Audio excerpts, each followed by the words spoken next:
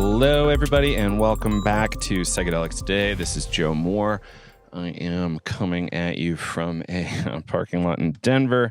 Just came down to record with Micah Stover and Dr. Craig Heacock. And we talk about healing psychedelics, which is Micah's new book.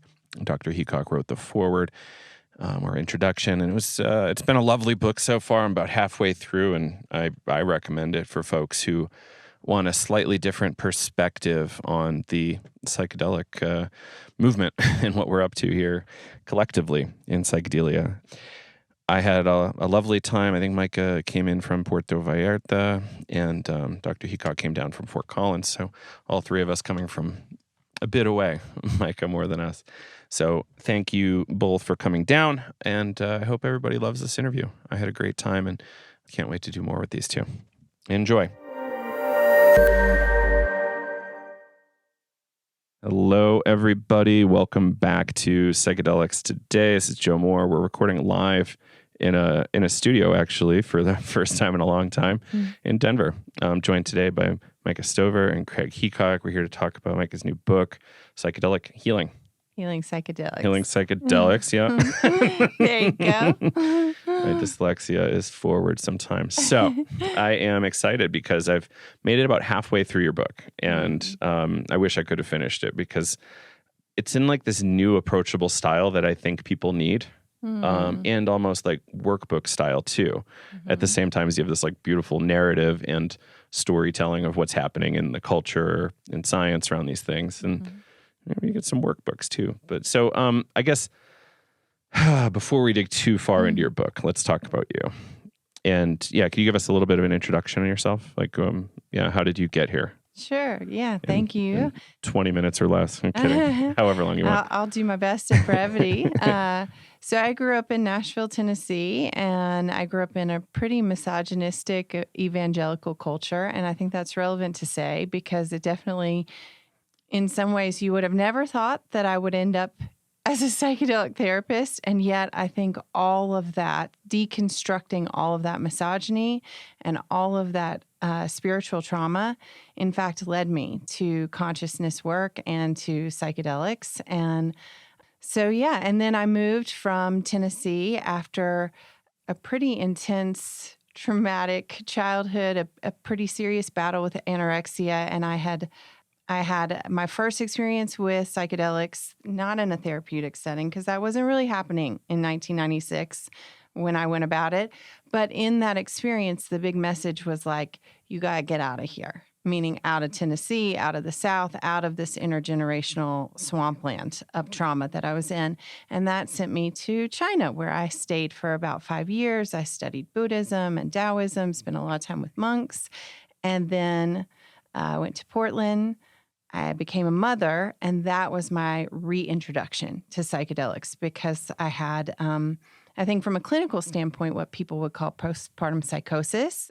Interesting, down in Mexico where we live now, some of the curanderos that I work with would say that in that break in the postpartum period, one of the things that maybe was happening is a reconnection with the ancestors in my lineage, like hearing their ghosts saying, please tell our story. Please break these cycles.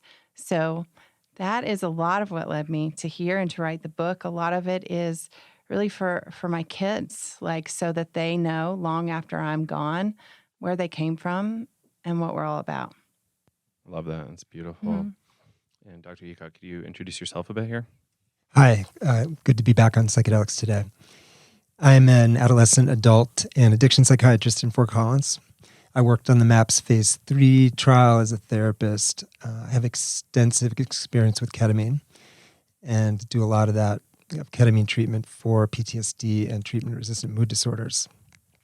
And my connection to Micah is that I have a podcast called Back from the Abyss, and Micah reached out to me a few years ago. Originally not about being on the podcast. It was more about a clinical question, but then we started talking and struck up a friendship, and then she said, I have a story I could tell. And so Micah was on Back from the Abyss a few years ago and told her story in just the most beautiful way. So I'd encourage people to go to Back from the Abyss and look for your episode. I think it was called From Beauty Queen to Psychedelic Guide, which I just love that title. I hope you're okay with that title. You asked my permission already, so Yeah. I'm okay with it then. Still okay with it. Parts of me cringe because I like to skip past that. Parts of me want to skip past that part of my history, but also I recognize, interesting, I watched Barbie on the airplane here, and I was thinking, wow, girl, you and Barbie, we've come a long way. So I'm okay with that title. I think it's an important part of my story. So, yeah, I'm so glad you're here. Yeah, thank you both. And how weird is it that that's one of the most psychedelic movies in the last handful of years? Oh, my God. It's so good. Yeah, I'm glad I was appropriately sober for it, or it would have got really surreal. So, was this interview kind of the starting point for the idea of writing a book about your perspectives and history here? It wasn't the starting point, but it was a big catalyst in it moving forward. I have been writing this book, I think, in some ways my whole life. Like, writing was my saving grace. Like, I started writing my first stories when I was in 6th grade. It was the outlet that I had. So in some ways, I feel like I've been writing this book my whole life. But it really started when my kids were born. And I started hearing these ancestral voices, and I started like feverishly writing them down. I think meeting Dr. Heacock was, well, it was through the podcast. And at that point, I had begun my psychedelic journey of healing personally. And I discovered his podcast and then became, admittedly, somewhat obsessed with it because I felt like I was learning so much and also identifying so much with the stories that I was hearing. The other thing that was happening that I don't think I consciously knew at the time is I had a very abusive father. And I'm also a mother to 2 sons and now a daughter. And I had some serious unresolved trauma around masculinity. And so in hindsight, what's really clear to me is that some little kid parts of me were vetting the heck out of him as someone who maybe could help me heal some of those wounds. And so coming to do the clinical experience and the healing with him definitely catalyzed where the book went and how it evolved and, really so much of where my life is now. So I have a lot of gratitude for this guy. Can we talk about what led you down the clinical education pathway towards being a therapist? Mm-hmm. Well, I should say that my original training and background is in philosophy, not psychology. And that was a conscious choice because Same, by the way. Good to know. I love philosophy and I also love psychology. And also my experience when I had like my first existential crisis as a 16-year-old girl is that out of a lot of therapists that I got brought to, not many of them actually helped. There was like a big rush to diagnose and treat and not a lot of like actually seeing or meeting me as a human. So when it was time for me to figure out what to do, I was interested not in necessarily solving the problems, but more existing in the questions. And I'll never regret that decision because I learned so much. Like the training that I got studying with those monks is invaluable, and I draw from it every time I'm sitting in ceremony with clients. However, I will say that when I started holding space for people, I realized that there were certain things that from a clinical perspective, and this is when I was definitely calling Dr. Heacock a lot more, like, what about this neurodivergence presentation? And what about this suicidal ideation? And like, these are not things that I was trained in from a philosophical background. My master's is in psychoanalytic theory and feminist theory, so I had some exposure to it. But I also feel it's important for listeners to know that I do think profound, extensive study is required to hold safe space for people who have complex trauma. And I kind of think we're all neurodivergent in different ways. So just to really be coming from the safest space in holding this kind of space. How did you start getting exposed to the Indigenous traditions that, it seems like you weave contemporary clinical stuff and the traditional techniques in a pretty interesting way. That really feels like that's the thing in my Micah heart that feels most important to me, is like, where do science and spirit meet and stop competing and arguing and just like compliment the heck out of one another? Because so often what I hear my clinical friends and colleagues say is like not so different from what curanderos say. It's just they're talking about it in a different way. They approach it in a different way. So we have a lot of protocols and structure in the clinical world. And I think sometimes when people have complex trauma and no safety in their body, that structure is so essential, where if they go to the jungle, they're not going to have that. And maybe there's an amazing shaman or curandero holding space, but they can't settle in to the experience, right? So I really try to intentionally talk a lot about this in the book, is like, where do the two meet and how can they love one another, honor one another? But I don't know that I'm totally answering your question. So let me get back to it. I think for me, really getting introduced to the Indigenous approach to all of this was moving to Mexico. And, it's one of those things where I don't know if we want to call it fate, destiny, luck. Who cares? It's just where I landed. I happened to land in this little enclave surrounded by people who were working with medicines and as healers. And I feel so blessed. Like I landed in a village and they all sort of said, oh, you do what we do, but you do it so different. Let's talk.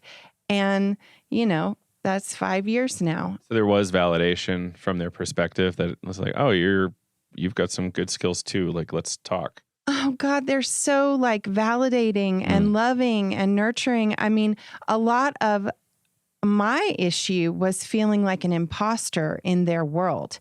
And I remember, I'll never forget, very specifically a conversation with one curandera. And I said to her, like, I'm in your place and I'm doing your thing. And I feel sort of ashamed. And she was like, girl, you get that right out of here. Like, we need people who are between this Indigenous history and land and the one that you come from that can like translate the two. And that conversation was, so healing and helpful.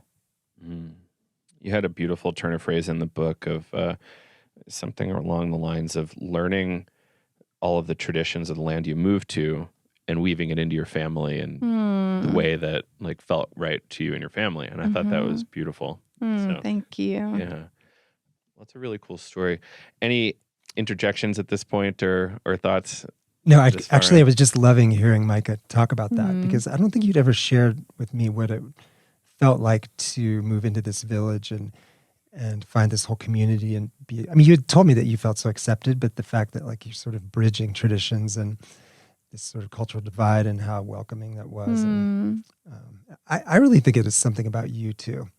You talk about fate, or there's something about you that's just so open and connecting and warm. I could see that you could probably just alight anywhere, and folks would open their hearts to you. Well, I feel really so blessed and so supported. I was talking with one of my village elders who is helping my family back at home now because we have, as I was sharing, a very miraculous 1-month-old baby that we just adopted. And one of the concepts I talk a lot about in the book is the importance of this thing I call the village of care, and how I think this hyper-individuation that exists in the West is a trauma response. It's certainly one that I developed because the message was, don't rely on anyone but yourself. Meanwhile, it takes a village. Where's the village? Like, we're all grieving the village. And so, I had to do this thing before coming here where it was like, can I leave my family right now? Like, they're in this delicate position. And my partner was like, you need to go. This is important. Even my 8-year-old was like, Mommy, you got to go do this thing. And I had to really lean into my village. I had to practice the things that like I talk about. And I had this sweet conversation this morning with one of my village elders where she was like, I am so glad that you asked for the help that you needed. Like, I'm so glad to be here with your kids. And yeah, so there's just, it's like the village is the medicine. Like rekindling what it means to have a village is so critical, I think, for our collective humanity healing. There's this, what do we call him, neuroscientist? Andres Guzman from Qualia Computing. They do some really interesting stuff. And I got the pleasure of meeting him Bicycle Day in San Francisco recently. Brilliant computational kind of theorist. Can't keep up. But he had these posts online somewhat recently talking somewhat analogously, suggesting that because we don't have the village, we lean into things like identity around professional sports teams or gangs or, you know, nationality instead of like this hyper-local thing that I really, really belong to. If it's hyper-local, mine's a little abstract, but it's good.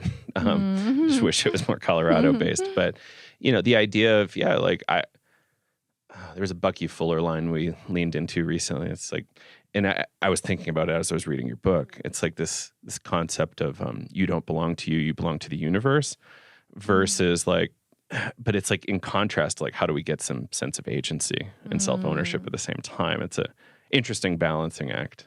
Totally. But he was suggesting developing these kinds of villages. And, you know, he used like, you know, campouts, retreats, like Burning Man camps, like things like this as like the new kind of village concept. Interesting. Yeah. So I love that metaphor. I thought it was really well done. Like where were you getting some inspiration for that? And like where were you hoping people might take that concept and run with it on their own? The village of care.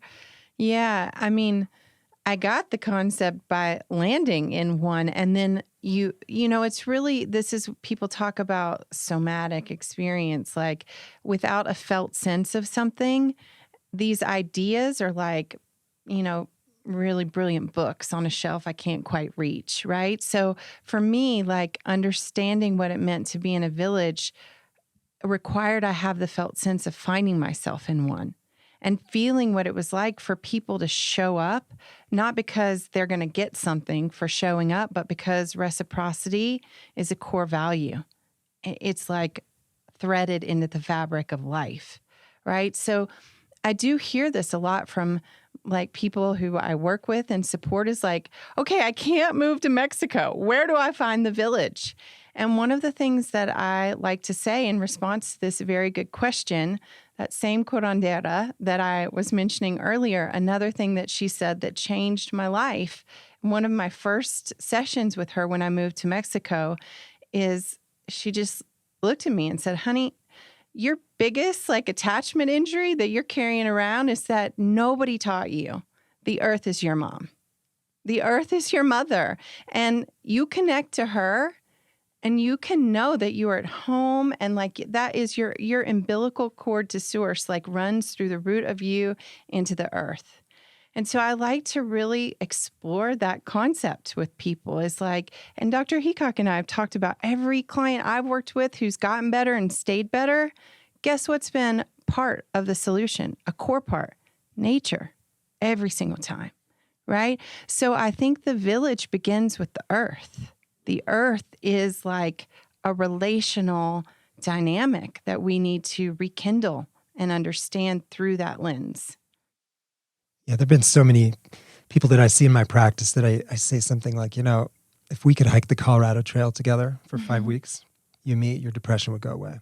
Totally. If we could spend, 5 weeks biking across the U.S., like your existential despair would melt away because we'd be under the sun with the breeze in our face. We'd have our human connection. We'd wake up on the earth.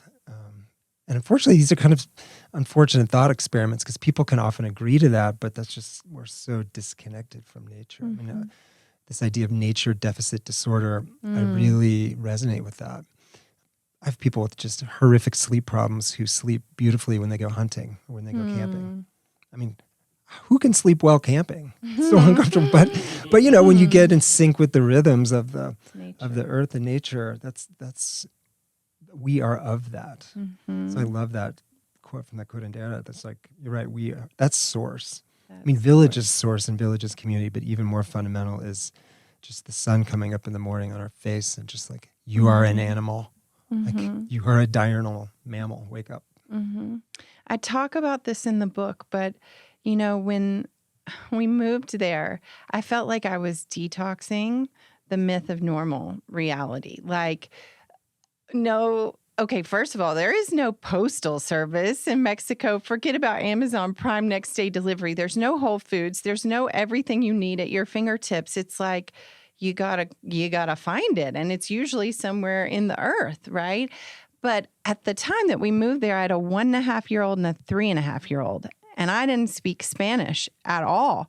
My husband was intermediate at Spanish, and I thought, what in the holy mother have we done to our lives? Because we sold everything and left. And it was one of the first nights that we were there, and we took our kids to a restaurant, and they're totally losing their marbles and tantrums. And at some point, I broke down in tears. And I didn't know, but there was like the mama of the restaurant was watching all of this. And so as we made it through our meal, my partner went to get the car, and I'm standing there with the two kids, still probably they were both a hot mess. And she came up to me. She put her arm around me, and she said, honey, your family is beautiful. There are no problems here. Everything is fine. And I just felt like I felt at home. I felt at home. It just so happened that place was right on the water. And so something about that, we kept going to that place every Sunday.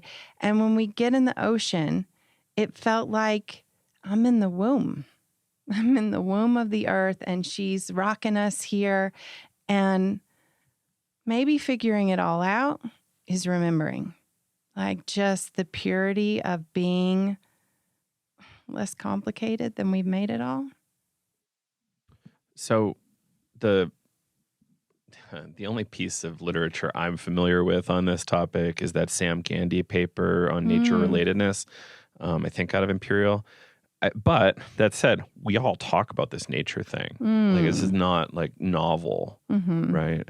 So like, are you familiar with that Sam Gandy piece? No, but I want to be. Cool. So it's the tragic part is really small sample size, so we can't like safely generalize, unfortunately. But the idea is that after psychedelic experiences, people report more nature relatedness. So like I identify more with the planet, kind of thing. So I think at least there's story, there's ethnographic sources, there's contemporary sources, and there's at least one scientific paper kind of covering this. And I think it's real. I think what a lot of us are feeling is kind of like pre-grief for climate.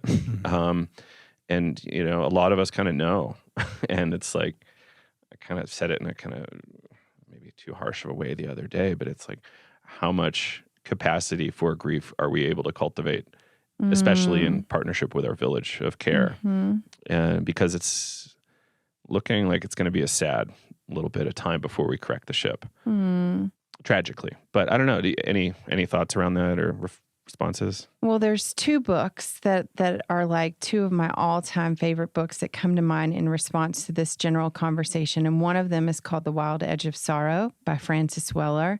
And one of the greatest lines in that book is that, I'm not going to get it all right, so please look it up because it's better than what I'm about to do. But it says something along the lines of, one, it is our greatest grief that the village did not appear. We were looking for a mom and dad. No, we were looking for the whole village, and we didn't get anyone. And two, that we need to understand that grief and love are sisters married in the house of hearing. So grief and love are sisters wedded together from the beginning in the house of hearing. And this idea that grief and love are connected, like two sides to one coin. So I think that our capacity to feel and grieve is also connected to our capacity to love and heal and expand. And I like to have this idea that hoping and loving can be a discipline and an act of service and not like a whimsical, naive gesture, and like to just commit everything I got to that for myself and for my kids. The other book that comes to mind is Braiding Sweetgrass. I'm reading that right now. It is so good. Like what she has to say about ecology and the earth, and like one of the lines, and I quote her a lot in my book because it's just eternal wisdom. She says something like, I taught my girls how to garden so that they would know me long after I was gone. And I think it goes back to what that curandera was saying to me, is that the earth is mother. And we have to teach our children to see. I try to tell my kids, I am your mommy, and it's my best job. And also, beyond me is the earth. She's all our moms. And so I really just think that this is such an important thing that we embrace and we teach our kids. I had a village kind of spontaneously show up for me a number of years ago. And the interesting thing, and you talked about like detoxing from American culture. To me, it was almost like a detox. Like I went wildly dysregulated for a while and, got it back in 4 months or so. But what a ride. And the new term we've been exploring is ontological shock. I don't think it's for this, but it's like, it kind of is. It's like, this is new reality. Yeah. You've been living in a weird way, and look at all this care and love you can receive. And it can be a shock. I felt like I was totally in shock. Like looking back on those first 4 months of being in Mexico, I was not in joy. I was in shock and fear and urgency trauma response. And that is the other thing, is just it's not only the immediacy and the accessibility of everything, but also the pace of life. I realize now what I thought was resting was not resting. That's a new discovery since moving there. It's just taking my sweet ass time about things, and then sometimes not doing a darn thing and not feeling sorry about it, but finding wonder in it. Yeah, I love that. It's beautiful. One of my jokes is that I don't know how to rest. And, it's true and not true, as most things are. But it's fascinating that you go somewhere else and you can actually see it modeled and learn from it in person. Yeah, I love that. So at a certain point, you started doing medicine journeys with people. What was the moment or thing that made you feel ready to jump in? Or was there something? I mean, I talk about this in the book, but COVID, this is how it feels in my recollection. COVID happened, and I woke up one day and all these people wanted to come to Mexico to get help.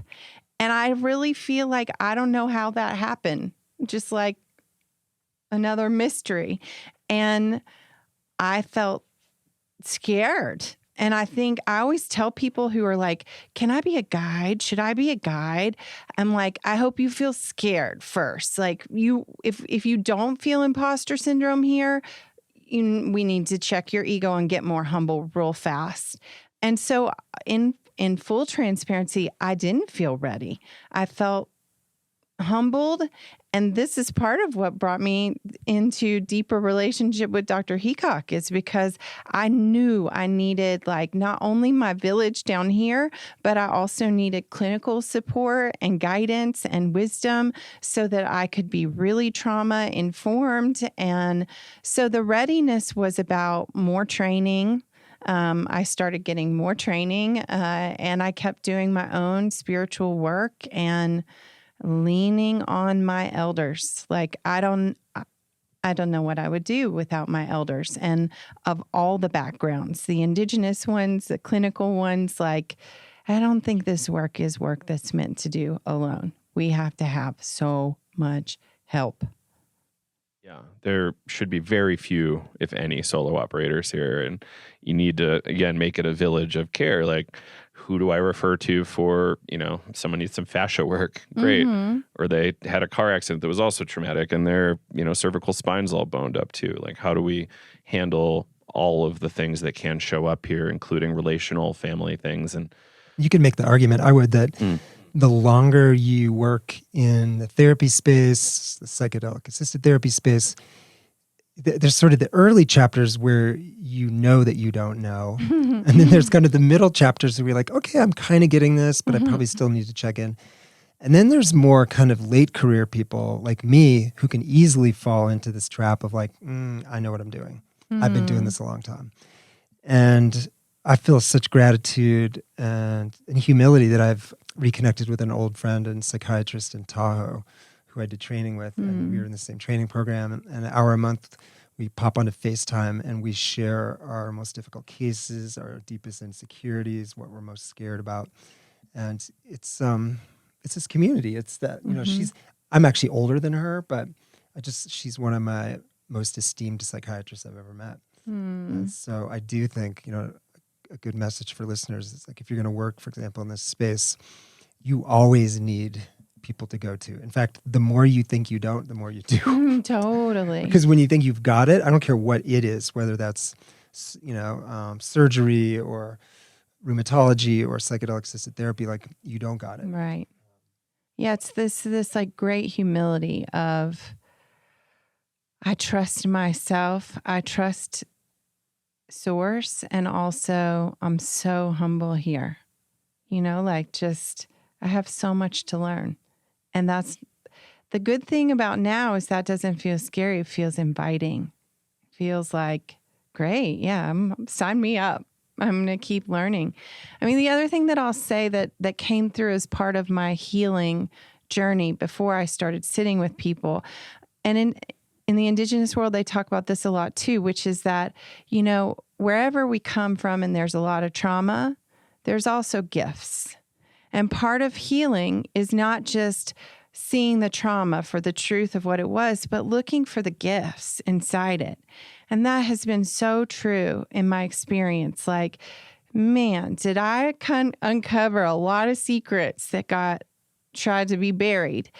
But also through my healing, I started really seeing the females in my lineage, especially on my paternal side, all of whom were midwives, which is a fascinating thing to think about because in those days, midwives were witches. A lot like, some people think we psychedelic people are witches. And I'll take that because it feels right in stride with my lineage. And also there's like a birth energy in the psychedelic ceremonial space.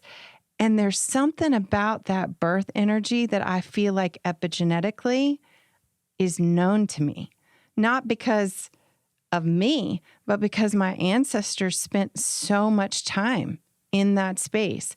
And I think part of what, when I connect with them, part of what I hear them saying and asking is like, claim it.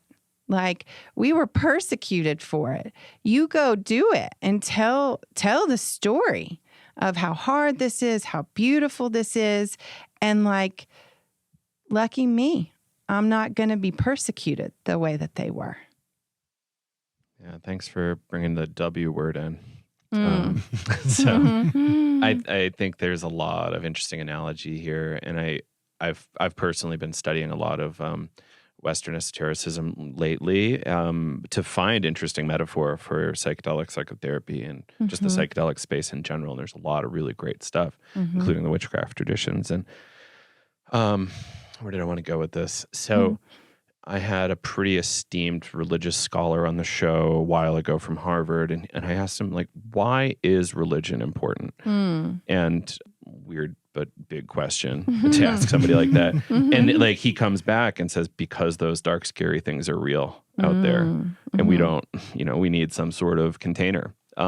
So in terms of like connecting with these indigenous traditions, there's a lot of talk about cleaning the space, like protecting from those, darker things that could be attached or involved in some way or another. some people call this guardianship. Mm-hmm. But like, how do you like to think about safe containers in a kind of like a, I don't know, maybe explicit or metaphorical spiritual container for these sessions? Mm-hmm. I mean, one of the things that I definitely feel like I've learned and I witnessed through watching the curanderos that are in my village is the importance of ritual. And part of the ritual is cleansing the space. So, and that can be done in so many different ways through sound, through smell. I mean, a lot of it is the senses, and they're using things like Palo Santo or sage. They're using sound healing, all of these things to ritualistically clean and clear the energy field, right? Also, I think it's like the opening the ceremony with intention, like imagining that you're going, I think of ceremony as a great big prayer or an offering. So we start the ceremony by placing the things on the altar that we want to give, because it always needs to be reciprocity. What am I offering? And it's okay to say, and I want to ask for help. Like that's part of what's going on. So it's like using those rituals to structure the sacred, right? To open the ceremony, and the same happens at the end. And then I think what's really important, and I talk about this in the book and I talk about it in my work, is like we've got to move away from living for the ceremony, like living for some ephemeral transcendent experience. And we've got to really work, and this is where I think integration is so important, on figuring out how the heck are we going to thread what we just learned of the sacred back into our life so that life itself starts to be the ceremony. It is the ceremony. I love that. And there's some good wisdom there. And yeah, how do we pull back these insights from the numinous? And sometimes they're nonsense and sometimes they're really practical, right?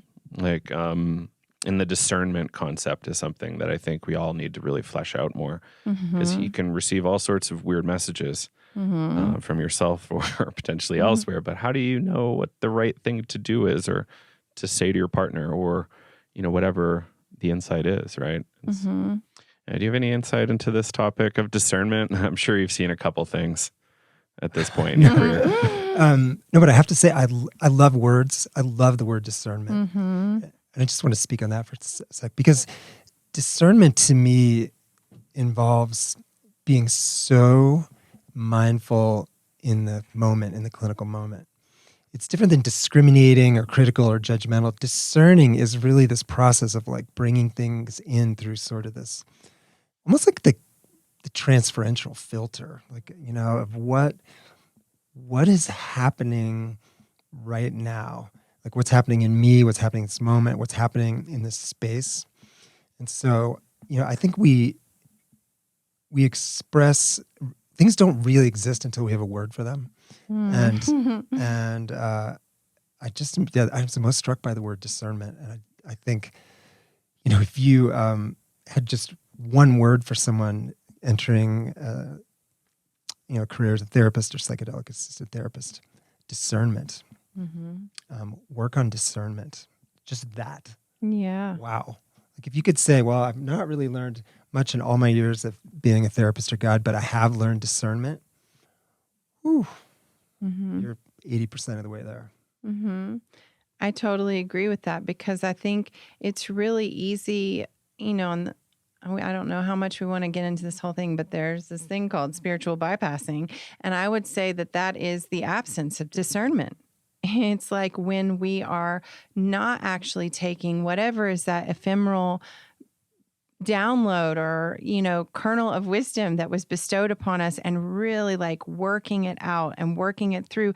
And in the context of like elders and relational space, like another thing that I talk about a lot in the book, and I feel doesn't get talked about enough in the psychedelic space, is the importance of this thing in clinical terms we would call transference, which is like, I believe that as potent as the medicine itself is the dynamic between who's holding the space for you and you, because that too is the medicine. Like we get wounded in relation, so too there we must heal.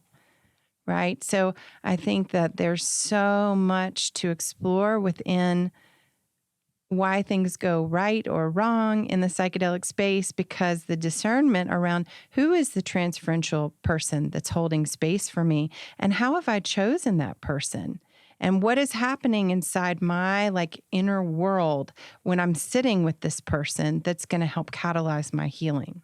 Mm-hmm.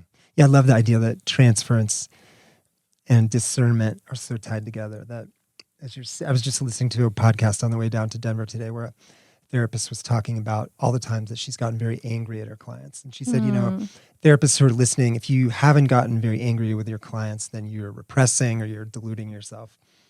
And she was talking about discernment and this idea of when the anger's starting to well up in you, not trying to feel guilty or ashamed or stuff it, but to notice it, even to let it flow through you, and then to start to become discerning.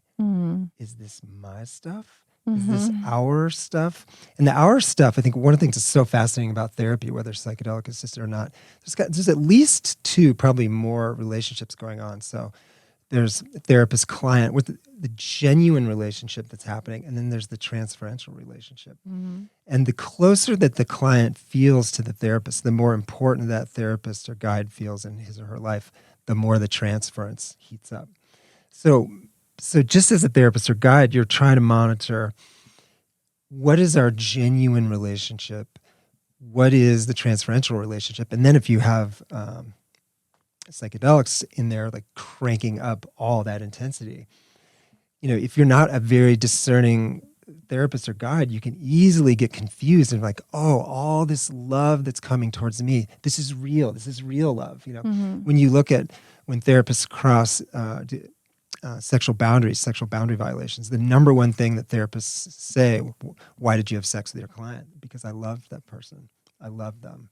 And so the thought is that so often what non-discerning therapists can do is they can feel this incredible positive transference coming, which gets way more magnified on MDMA, for example, or even the classic tryptamine psychedelics. And the therapist isn't discerning enough to realize, oh, I'm feeling all this love. I'm feeling love back. We're having this genuine love. This has to go to someplace deeper, and the logical place is for us to have some kind of sexual union, which actually is a complete, utter lack of discernment. And a disaster and a re-traumatization and not what's really happening. Meanwhile, if we have discernment and we understand this transferential charged material, I think when people who are under the influence of the psychedelic are feeling this, let's say they're feeling the love, to just be able to explore with them within the context of the therapist having good boundaries and understanding transference.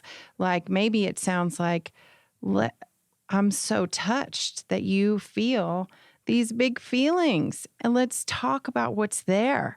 Because what's really there for them is there was no one to have those feelings for when they were a little person. And so just to know that their heart is capable of feeling that, and that it's safe, and that it can be supportive without it becoming some other thing about the therapist, there's so much here that we have to, I think, really work on in the psychedelic space. Yeah. We have a lot left to do. Yeah. We're still arguing about what is the inner healer, for instance. Yeah. We could start there. So how do we figure that out? I noticed at one point in your book, you're discussing the dynamics of a somatic experience of some kind. And it was in pneumatic metaphor, almost increasing the pressure till this thing goes up. And it's metaphors are super useful, right? But they're, limited utility in terms of the truth, right? It's interesting. And we just have so much more to figure out, or I think pretty early on in somatic psychology. We're pretty early on in all of this. Right. This is one of my key points. Science is so young, psychology is so young. Yeah. I mean, even the things that we supposedly understand very well, let's just talk about, psychiatry, how lithium works. I mean, you can look in Wikipedia and look at our mechanisms, see, a 300-word description of how lithium works. But what does that actually mean? Why does it dial down irritability and suicidality? Why does it dial down mania? We have no idea. We have no idea. some of the most fundamental questions, like pretty much all the most fundamental questions with the psyche, the brain, psychospiritual aspects of ourselves are mysterious, which is actually really cool. It's really cool. And this is also the fascinating thing where I'm going to go back to where do science and spirit meet? Because you see, science wants to understand, wants to know, wants to like make the mystery clear. Where like the mystics and the indigenous curanderos, they're like, let's be in the metaphor. The metaphor is the reality. The symbol is the truth. So I think, again, it's just this interesting thing of can we find a dance between where those two complement each other instead of somehow like invalidating each other? There's this book I read in probably 2007 called Rational Mysticism. And it was somebody's kind of like journalistic exploits, like going through all of these different techniques or devices or whatever to approach mysticism in, you know, ostensibly a rational format. And I like that, but I also think we have to like take that leap into like, let's just experience this thing. And, you know, if we can backtrack it and make explanations, cool, but that's not necessarily the thing that's going to heal us, right? Right. It's helpful in terms of like moving engineering and science forward and medicine forward, but it's not necessarily the case it's going to help the individual going through the process. Certain level of immediacy that's required.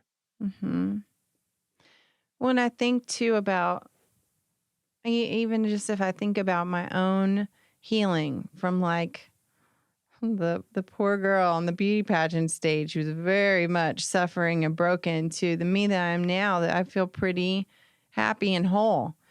Both science and spirit are like how that's happened. You know, and so certain things I've needed to really understand, like I've needed to learn what transference is and how to use that as a tool.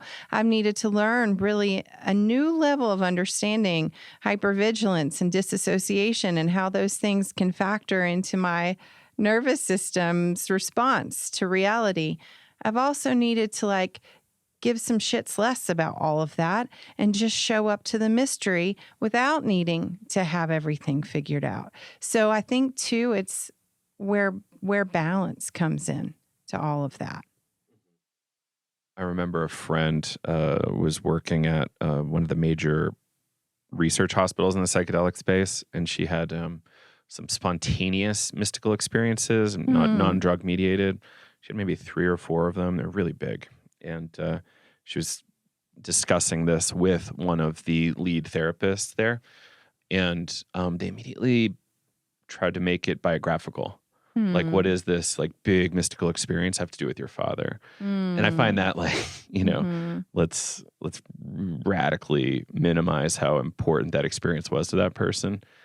And I think there's something, I'm not a therapist. I've not had the training, but I have the sense that there's certain aspects of the human experience that aren't taught. So like, we don't necessarily have a lot of, you know, has there been like a 3-credit mandatory program on the mystical experience inside therapy trainings? And I kind of don't think so, which one of my favorite parts of the holotropic breathwork world is that we're leaning on Joseph Campbell and mystical literature quite a bit because this is stuff that can happen. We don't necessarily want to make metaphysical assertions about what these things are, but we say this is possible, and here's the point. And I wonder about that. Like, do we need to do better, like training on like the broad spectrum of what is possible for a human to experience? You might have some interesting thoughts there. Yeah, I guess I was reminded as you were talking about that how, you know, we are such pattern-seeking machines. You know, we are always looking for patterns, for pattern recognition. And even, you know, when we're trained as therapists or physicians, we're looking for the pattern. And we need a model. And we need an algorithm. But they're all our models and algorithms are just models, you know, whether it's a cognitive behavioral model or a mystical model or transferential psychodynamic model or IFS. You know, remember the first time I heard about IFS, the speaker was basically saying, you know, internal family systems is the way it is, and this is the way to do trauma therapy. And I thought, I was already a trained therapist then. I thought, maybe. And as I've learned about IFS, I think IFS is really amazing and resonates with a lot of people. A lot of people doesn't. And So, but I do think it's very true in allopathic Western medical training and just therapist training. Yeah, the mystical, the transpersonal is rarely addressed. And my sense is that there is a subset of people, clients, patients who would really resonate with that. Because again, if you're not, one of the main reasons to have a model or a framework when you're working with people is you're trying to find a way to connect with the client or patient. And typically, maybe you got three, maybe you got psychodynamic model, IFS model, and your CBT, and you're kind of throwing those out, and people grab onto one. This is what I got. But yeah, how many people are we losing because we don't have a mystical model? And by model, I'm not trying to suggest that it's not real, because psychodynamic stuff I think is real. Cognitive behavioral stuff is real. IFS is real, but it's not the only thing. I think of them like scaffoldings, right? Like they're languages. Yeah, they're like structures that we can use to maneuver around and try to figure some things out. But the mystical, I think, resists structure. It just is the great big is. And people get a little scared when they're in the absence of structure. But yeah, I mean, as someone who's trained in IFS, psychedelic somatic process, like I think of it also like in my medicine bag, I have these tools. And based on what's happening with a person, then that's going to inform which tool I decide to bring out. And why? Not because that tool has the answer, but because I'm trying to sort of like intuitively figure out with that person what scaffolding is going to be easiest for them to like maneuver around on to tap into their inner healer, which I think, I don't know. So, okay, so we don't know how to, we debate on what that is, but also I think it's like the part inside oneself, like Richard Schwartz describes it as the self that innately knows how to heal and wants to when given the right support. I think that's a pretty good working definition. Like in my experience, whatever scaffolding I'm working with people, when they can tap into that self inside, it's the God part inside each of us that has wisdom, answers, trust, right? I think the other thing that we haven't talked about that feels like something that is important to name here is love. Like when we were talking some about like the boundary crossing and transference and how love can get charged and then bad things can happen. But I also am of the belief that, and I don't think I'm the only one, I know there are other people who feel this way, that one of the reasons modern psychology has fallen short of what we needed to help people get better is not just because we weren't using psychedelic medicines, but because we sterilized love out of the room. Like, completely agree. And then this is one of the things I feel like I benefited so much from my collaboration with Dr. Heacock, both personally but also professionally, is like this idea that if I can't feel like a yes in my heart, I'm probably not the right guide or therapist for someone, because that love is part of the healing agent. And I shouldn't feel like weird or, oh God, I love this person. It's like a healthy boundaried love. And the person feels that, and it's the absence of that that's part of their trauma, right? So I think it's an important piece of the conversation that we talk about. How do we let love be not so taboo, but like a safe healing property in the container? A story from the 60s. One of my teachers was interning as a clinical psychologist at a VA hospital and kept getting in trouble for having too good of a relationship with his clients. What do you mean? Like rapport is not treat them like barn animals, or like have a real human relationship, which I think in an authentic human relationship, there's always a subtext of love. And, it could grow or shrink or whatever, but there's something there in this like relational process. Any reflections on that comment of like you're getting along too well with the inpatients? No, I thought that was funny. No, I'm a true believer of bringing love into the therapy consulting room, into the psychiatric office. And again, it's a kind of love that is difficult to explain. It's kind of a sort of parental. It's kind of that Carl Rogers unconditional positive regard. It is like it's sitting with someone and finding the part of them that's so beautifully, vulnerably human, the part you can love, no matter their politics or their religion, or even some of the things they might be saying that you find sort of angering or insulting. But, mostly I think if we can get deeply curious about people and really get down to their humanity, there's something deeply lovable about them. And if they're not, either A, you need to not work with that person, or if you have trouble finding that in people, then maybe you shouldn't do this work. Because we really need to be conduits of love. A couple of years ago, I did some mushroom therapy that was really life-changing. And the guy who sat with me, we were talking about all my suicides and just the really awful things that I've had to deal with in my practice. And she said, you just got to keep reminding yourself that when you're in the thick of it and people are in their most hopeless and desperate, you just need to be a conduit of love. She's like, you just need to sit with them and you just need to beam love. You don't need to do anything. And so that has been so helpful in the last 2 years when I'm just in the darkest depths with people. I just, stay in it. Like all I'm doing, I picture like, I'm just going to beam some love over to you. And one, it kind of feels like a relief. Like I can do that. Maybe I can't, quote unquote, fix this horror that they're in. But two is, she was right. It works.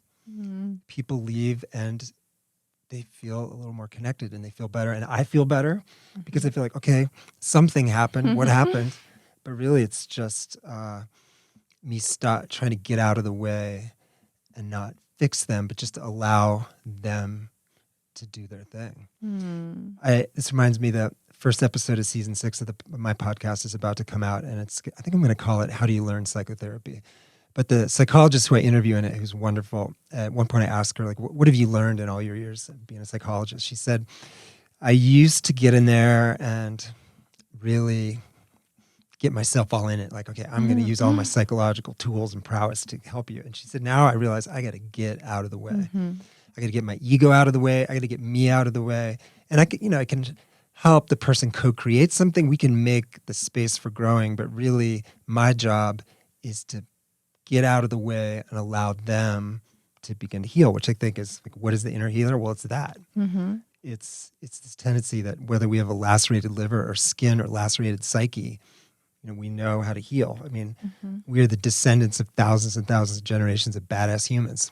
And my sense is through most of human history, probably most people didn't have PTSD. And there's some interesting reasons for that. But one is we lived deeply in community, but two is we have a psychological immune system.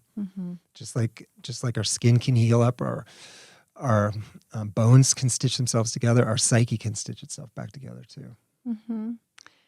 Yeah, I a couple of thoughts on what Dr. Heacock is saying. One of them is like going back to this concept of midwifery. So for listeners who do know, Ina May Gaskin, if you don't know, she's like the mother of midwifery. And one of the things that she says is like the good midwife is everywhere and nowhere in the room. And it's so akin to what you're just saying. And I always think about that when I'm in that space with people. It's like, I'm like everywhere in that room, reading the energy, paying so much attention. It's about presence, but also it's not got a thing to do with me. And so if I make it about me, then I'm obstructive to the process for that person. So I just think of that as a good general rule of how we be in psychedelic spaces, which are, again, I think a rebirthing kind of chamber. We as facilitators need to be sort of everywhere in our presence, but also nowhere in any way meddling with the process. And if we can be everywhere in the room, in that kind of archetypal design of mother, father, grandmother, grandfather, like that's probably going to be really helpful. In a lot of ways, to go back to one of your earlier questions about training and readiness, motherhood. Like everything I really need to know about how to help people who are hurting because they had childhood trauma, I'm learning from my children. They're teaching me exactly what they need to feel full and to feel whole. Love that. So This feels like remedial to ask, but like the intent around your book, it seems like you're hitting a number of categories of people, like the interested participant, so somebody that might really want a healing experience with psychedelics. You're definitely talking a bit to professionals as well, like based on some of your terminology. Like, what was your intent?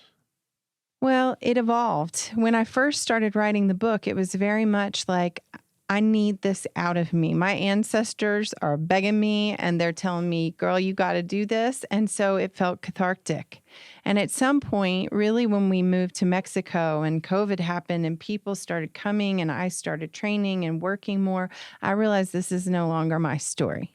This is a story that maybe part of my story is in it, but is the story of the people, of suffering, of how do we heal. And I chose the title very intentionally because I want people to really like deepen their understanding of how to actually heal with psychedelics, not bypass, but heal. So live, make life the ceremony, live their way into what they learned. But also, how do we heal psychedelics themselves from all of the negative stigmatized history?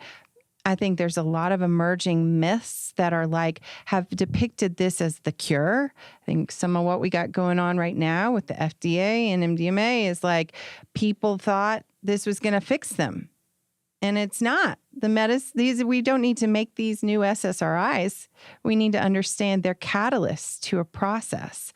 So the book became about really telling that story, which is, it's not just my story. So it is intended for people who are on the path, but also for people who maybe are considering holding space. And it moves very intentionally through the arc from preparation to ceremony to integration. And I did make it like a workbook because as we excitingly legalize all of this and supposedly increase access, I don't know, because money is a variable, right? And so one of the things I say in the book is, a book can never be a replacement. Like, there's no book that could replace the relationship I have with Dr. Heacock as a real person who I can go to. And also, if I have the choice between somebody having a book or nothing at all, if 10 people read this book and it helps them, then thank God for that. I think you're easily going to hit that.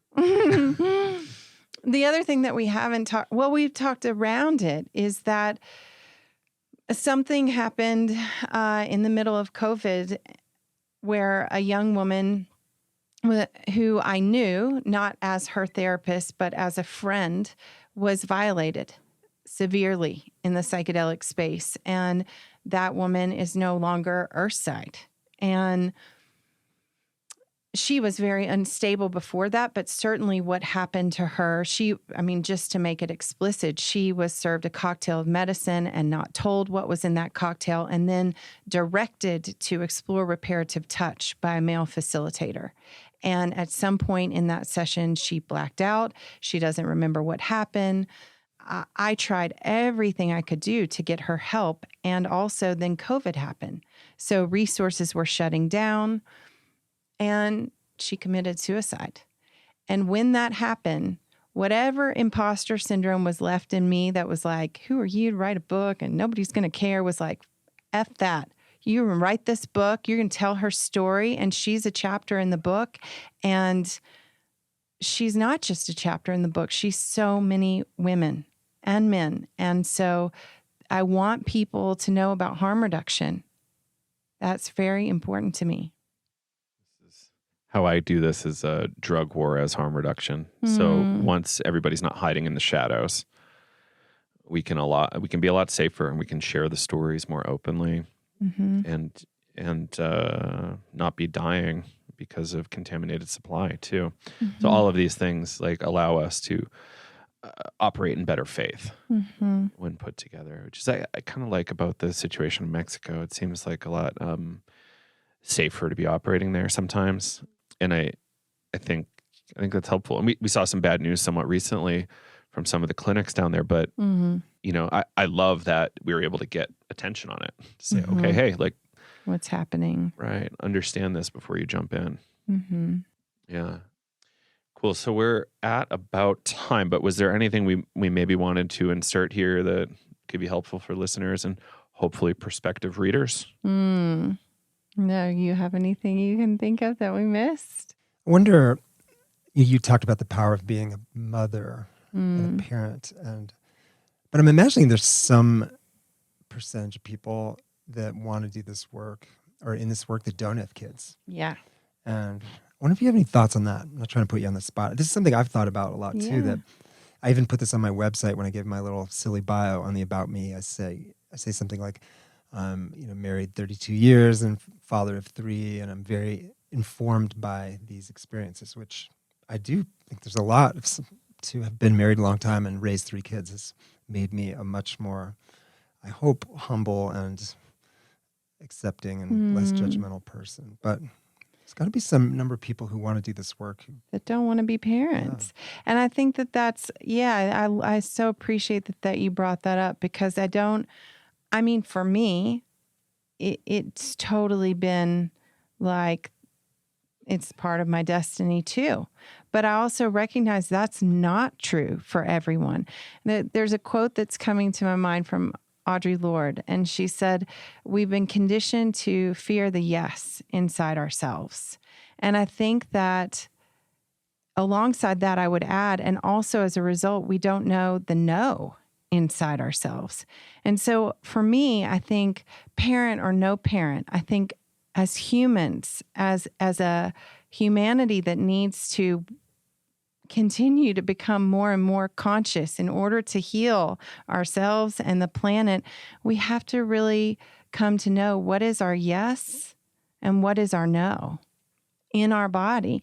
And I think that this work is a great way to understand and through a felt sense, what is my yes? Do I want to be a parent? Do I no want to be a parent? Do I want to do this? Do I no want to do that? Instead of so much of this automation, we're doing these things because this is what society does. Yet meanwhile, is anyone really fulfilled in that? And how much trauma is a byproduct of not knowing the yes and the no?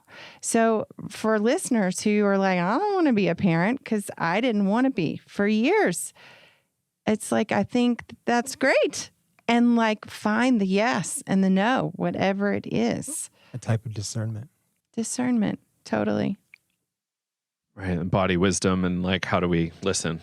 Yeah. Deeply. And know, how do we listen, and how do we like have the felt sense, like, of what the yes feels like my whole body is like yes to doing this. My whole body is like, no, that's a big no. Or I don't know yet. This is not clear. Like, if we could get as a humanity clearer on those 3 things, how many problems could we solve just by that? Yeah. And then by moving faster and faster with better internet and better computers, we get more abstracted from our body and being able to understand it. And it's a tough one. Totally. But we need to spend some time on that question for sure. Cool. So where else can people find information about you? I assume you might have something online. So I have a website, micahstoverconsulting.com, and I have a newsletter that I send out so people can sign up for my newsletter there. I also have Micah Sugarfoot is my Instagram handle. I didn't talk about him, but my grandfather on my mother's side was like, his love and secure attachment really saved my life. He called me Sugarfoot, so that's where that comes from. I try to post content there. There's a lot of shadow banning happening there these days, so please sign up for my newsletter because you'll get more information really that way. And the book is available on Amazon for pre-order. And what's the release date? I think it's November 4th. Great. Yeah, so soon coming. And otherwise, people can find me in Puerto Vallarta, where I'm taking things nice and easy and have a new baby, so not really totally taking things easy. Well, congratulations. Thank and thanks you. so much for being here. Where can people find your work? Yeah, the main thing I'm putting out into the world is Back from the Abyss, my passion project, and we're just about to start the 6th year of that. And that's just been one of the most meaningful things I've ever done. That's how I know you, Micah. And that's, well, I think you Roughly and I probably speaking. would have, but Right. Just being in the podcast world, which I initially thought would be sort of isolating and just this solo venture. No, I've connected with so many amazing people. And Joe, it's fun to again sit in the same room with you. Good to see you. Yeah, it's been too long. All right. Well, thank you both. And I hope we can do more in the future. Yeah, thank you. Thank you. And there you have it, Micah Stover and Dr. Craig Heacock. I hope y'all liked that one and learned a bunch. I think we did a really great tour de force talking about all sorts of interesting aspects of psychedelia. So let us know what you thought. Leave a comment on some of the social posts. Leave us a review on whatever your listening platform of choice is. And we will see you on the next episode. This is Joe Moore signing off. Bye-bye.